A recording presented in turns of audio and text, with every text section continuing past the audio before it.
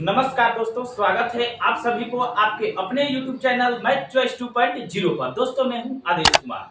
दोस्तों मैं आज आया हूं आप लोगों के बीच में मैथ के कुछ प्रश्नों को लेकर, जो कि कंपटीशन के हर एग्जाम में इस टाइप से जरूर प्रश्न पूछे जाते हैं। तो चलिए बढ़ते हैं बिना टाइम गंवाए हुए प्रश्न की तरफ। पहला प्रश्न आपको स्क्रीन पे दिखाई देता होगा। पहला प्रश्न दोस्तों कह रहा है, यदि A अनुपात B अनुपात C बराबर 3 अनुपात 4 अनुपात 5, फिर कह रहा है तथा A plus B plus C बराबर 120 हो तो B बराबर क्या होगा। ठीक है ना दोस्तों, तो इसमें दे दिया है A अनुपात B अनुपात C, इन तीनों का मान दोस्तों दे दिया है 3 अनुपात 4 अनुपात 5 है। ठीक है ना।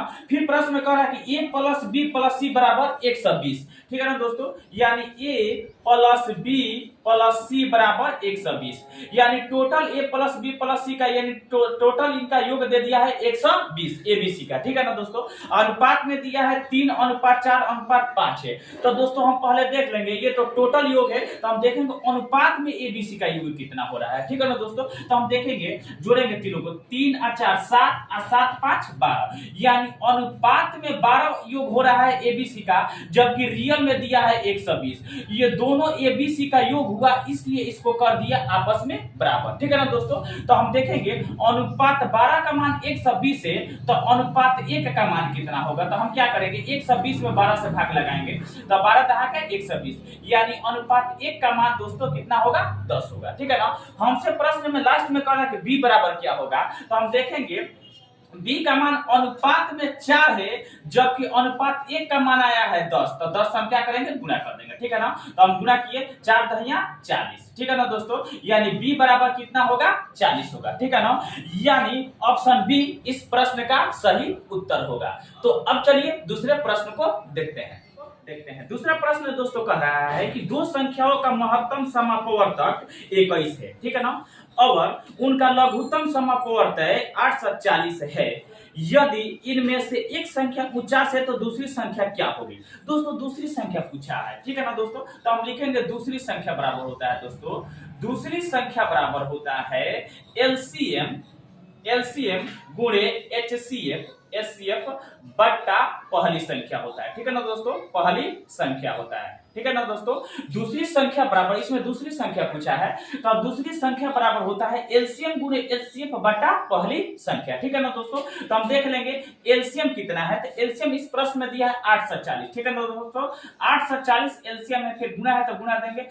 एचसीएफ देखेंगे तो दोस्तों एचसीएफ दिया है 21। ठीक है ना दोस्तों, 21 लिखेंगे, फिर बट्टा पहली संख्या, तो पहली संख्या इसमें दिया है 49 प्रश्न में। ठीक है ना, तो 49 बट्टा में लिखेंगे। ठीक है ना, तो इसको अब हम क्या करेंगे, काट लेंगे। ठीक है ना दोस्तों, तो इसको काटेंगे जब हम, तो 7 से कट जाएगा, तो 17 के 21 और 7 49। ठीक है ना दोस्तों, फिर आप देखेंगे 840 7 से कट जाएगा, तो हम 7 से काटेंगे, तो 7 एक में 7, और फिर 7 एक में 7, इसमें का एक चलेगा तो 14 हो जाएगा, तो 7 दूना 14, 1 0 है तो 0।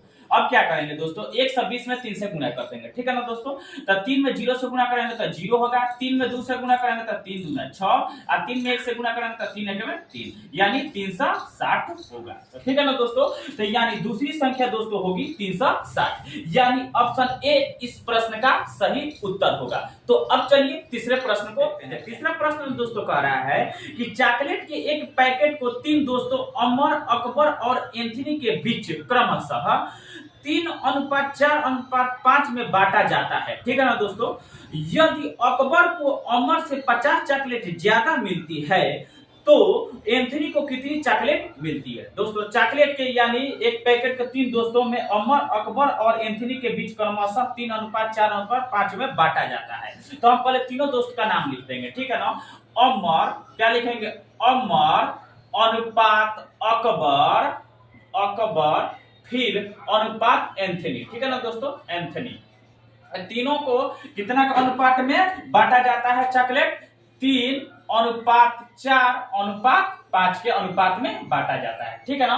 फिर प्रश्न में कह रहा है यदि अकबर को अमर से 50 चॉकलेट ज्यादा मिलती है, ठीक है ना, तो देखेंगे अकबर को अमर से अनुपात में कितना ज्यादा मिलती है, ठीक है ना। रियल में तो 50 चॉकलेट ज्यादा मिलती है, तो देखेंगे अनुपात में 3 और 4 में कितना का अंतर है, तो अनुपात 1 का अंतर है। तो यानी हम कह सकते हैं अनुपात में 1 ज्यादा मिलती है, जबकि रियल में 50 चॉकलेट ज्यादा मिल रही है। ये दोनों चॉकलेट का संख्या हुआ, इसलिए इसको कर दिया आपस में बराबर। तो दोस्तों हम ऑलरेडी यानी अनुपात 1 का मान 50 हो गया, ठीक है ना दोस्तों। अगर 1 की जगह अगर कोई दूसरा संख्या रहता तो अनुपात 1 का मान निकालने के लिए 50 में वो संख्या से भाग देते तो अनुपात 1 का मान निकल जाता, लेकिन ऑलरेडी अनुपात 1 का मान 50 आ गया, ठीक है ना दोस्तों। तो हमसे पूछ रहा है तो एंथनी को कितनी चॉकलेट मिलती है, तो देखेंगे अनुपात में एंथनी को 5 चॉकलेट मिलती है, जबकि अनुपात 1 का मान 50 आया, तो 50 से क्या करेंगे, गुणा कर देंगे, तो मालूम चल जाएगा कि एंथनी को कितनी चॉकलेट मिली, ठीक है ना दोस्तों। तो 50 में 5 से गुणा करते 50 5 250।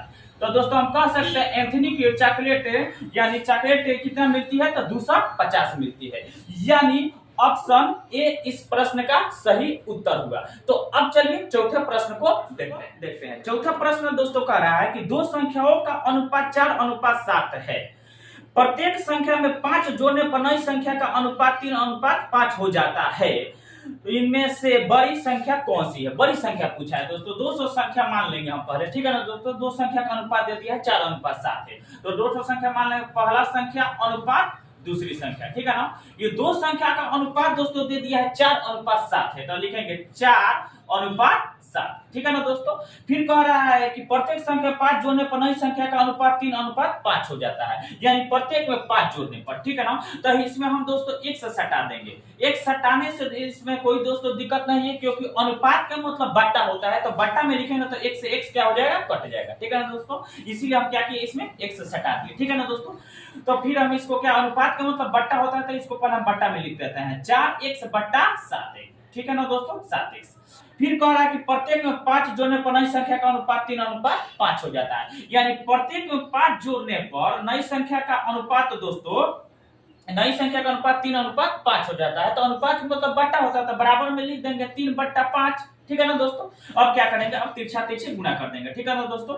अब यहीं पे तिरछा तिरछी गुणा कर देंगे, 5 में 4 से होता है 5 के 20, x हो जाएगा, ठीक है ना दोस्तों। प्लस है तो प्लस, 5 5 25, ठीक है ना। बराबर है तो अब क्या करेंगे, बराबर लिखेंगे। अब गुणा करेंगे इसमें 7x में 3 से गुणा करता 7 के 21x हो जाएगा, ठीक है ना दोस्तों। प्लस है तो प्लस, और 5 के 15, ठीक है ना दोस्तों। अब हम क्या करेंगे, x वाला को एक जगह कर देंगे, ठीक है ना। तो इधर प्लस में 20x है, उधर बराबर को उधर प्लस में 21x है, इधर आएगा तो माइनस का 21x हो जाएगा, ठीक है ना दोस्तों, क्योंकि चिन्ह क्या होता है, चेंज होता है, ठीक है ना। फिर लिखेंगे बराबर, उधर बराबर को उधर प्लस में 15 है, अब बराबर के इधर प्लस में 25 है, उधर जाएगा तो माइनस का क्या हो जाएगा, 25 हो जाएगा, ठीक है ना दोस्तों। अब क्या करेंगे, घटा लेंगे, 20x में से 21x घटेगा तो माइनस का 1x घटेगा, क्योंकि कम में से बेसी घट रहा है, ठीक है ना। फिर बराबर देंगे, फिर 15 में से 25 घटाएंगे तो माइनस का 10 बचेगा, क्योंकि कम में से बेसी घट रहा है, ठीक है ना। माइनस से माइनस कट गया, तो x बराबर कितना हुआ, 10 हुआ। तो हमसे पूछा है लास्ट में कि बड़ी संख्या कौन सी होगी, तो बड़ी संख्या दोस्तों 7 है, तो 7 है बड़ी संख्या, x का मान आया है 10, ठीक है ना। तो 10 से क्या करेंगे, गुणा करेंगे, तो 10 7 70, यानी ये बड़ी संख्या दोस्तों क्या होगी, 70 होगी, ठीक है ना दोस्तों। यानी ऑप्शन बी इस प्रश्न का सही उत्तर होगा। तो अब चलिए पांचवा प्रश्न को देखते हैं कि दो संख्याओं का लघुत्तम समापवर्त है, यानी एलसीएम 48 है, ठीक है ना। कह रहा है दो संख्याओं का यदि वे संख्याएं 2:3 अनुपात में हो तो उनका योग कितना होगा, ठीक है ना दोस्तों। यानी दो संख्याओं का अनुपात दे दिया है, रियल में उनका एलसीएम 48 दिया है, तो पहले लिख लेंगे पहली संख्या अनुपात दूसरी संख्या। ये दो संख्या का अनुपात दे दिया है 2:3, रियल में एलसीएम दिया है 48 है, तो हम देख लेंगे दोनों संख्या का अनुपात में एलसीएम कितना है। तो 2 और 3 का एलसीएम होगा, अनुपात में दोस्तों 6 एलसीएम होगा, जबकि रियल में ये दोनों संख्या का एलसीएम दिया है 48। ये दोनों संख्या का एलसीएम हुआ, इसलिए इसको कर दिया आपस में बराबर, ठीक है ना दोस्तों। तो हम देखेंगे अनुपात 6 का मान 48 है, तो अनुपात 1 का मान होगा दोस्तों 48 में 6 से भाग करेंगे तो 6 8 48, यानी अनुपात 1 का मान दोस्तों कितना होगा, होगा 8 होगा। हमसे पूछा उनका योग कितना होगा, तो हम पहले देखेंगे अनुपात 1 का मान 8 है तो अनुपात 3 का मान कितना होगा, तो गुना करेंगे 8 तरीके 24, ठीक है ना दोस्तों, गुना कर देंगे 24 होगा। फिर लिखेंगे अनुपात, देखेंगे अनुपात 1 का मान है 8 तो अनुपात 2 का मान कितना होगा, तो 8 दूना 16, गुना तो कर देंगे तो 16 हो गया, ठीक है ना। कह रहा है तो योग कितना होगा इन दोनों का, तो ठीक है ना, तो इसको हम जोड़ देंगे, योग पूछा है तो 6 और 4 10, 10 के 0 हासिल 1 और 2 1 3 1 4, यानी 40 होगा इनका योग, ठीक है ना। यानी ऑप्शन सी इस प्रश्न का सही उत्तर होगा। तो अब चलिए मिलते हैं अगले वीडियो में, धन्यवाद।